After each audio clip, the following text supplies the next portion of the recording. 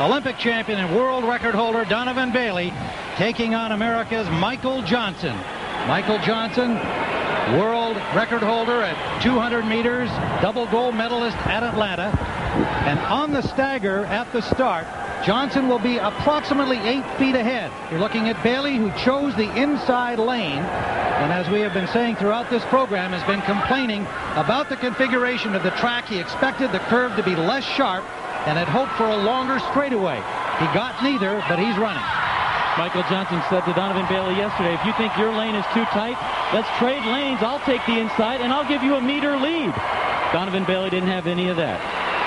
And we were talking about the configuration of this track. It's supposed to simulate lanes 3 and 4 from Atlanta. Remember that Michael Johnson set his world record in Atlanta from lane 3, so he's actually running one lane out from that slightly gentler curve.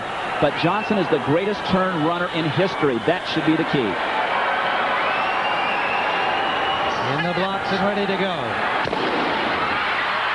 Explosive start by Johnson. Pretty good start by Donovan Bailey. Bailey on the lead. Bailey on the lead, and Johnson has pulled up lane. Bailey will win it easily. Johnson has pulled up lane. What a tragic finish after all of the hype and all of the war of words. Johnson pulled a muscle. Donovan Bailey doing what he said he would do. He said he would put pressure on over the first 50 meters and would put Michael Johnson in a position that Michael Johnson wasn't familiar with last year and in earlier years in 200 meters. He ran a storming turn against all odds. Everyone said, including me, that Michael Johnson was the guy with shorter legs, a lower center of gravity, the man who the turn would favor. And you have to wonder when the injury came to Michael Johnson. What point in the race did he feel that? They seem to pull up very quickly with about 40 meters to go. We'll take a look at it again. I'm sure there is a standing ovation here. And a sizable crowd, as it turned out, at the Sky Dome. Their hero, Olympic champion, Donovan Bailey, is indeed the world's fastest man. But Michael Johnson in some obvious pain. Bailey was ahead before the injury appeared to occur, at least to affect him. Bailey, I guess the question, gentlemen, could he go 150 without decelerating too much? It appears that he has answered that question and certainly is the world's fastest man.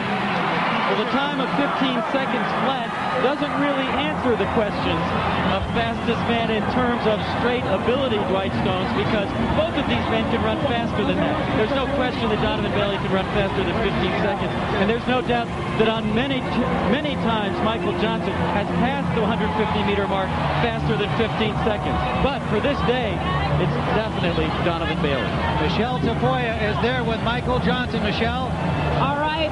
Michael, you pulled up at about what point and what happened? I felt my quad just tighten up coming out of the curve. It kind of loosened up, and I tried to keep running. Then it just went ahead and pulled, so, you know, it happened. Had you seen any sign in your training or any kind of warm-up that anything like this would happen?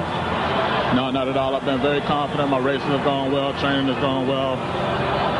That's what happened.